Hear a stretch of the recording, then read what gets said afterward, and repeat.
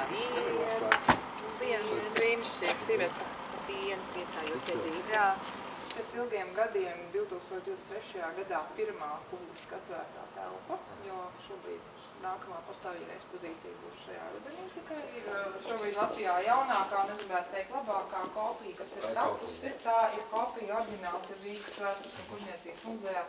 Ļoti trausls, bet tiešām dziesmu svētki, tiem jau bija kaut kādu jau tādu sagatavу.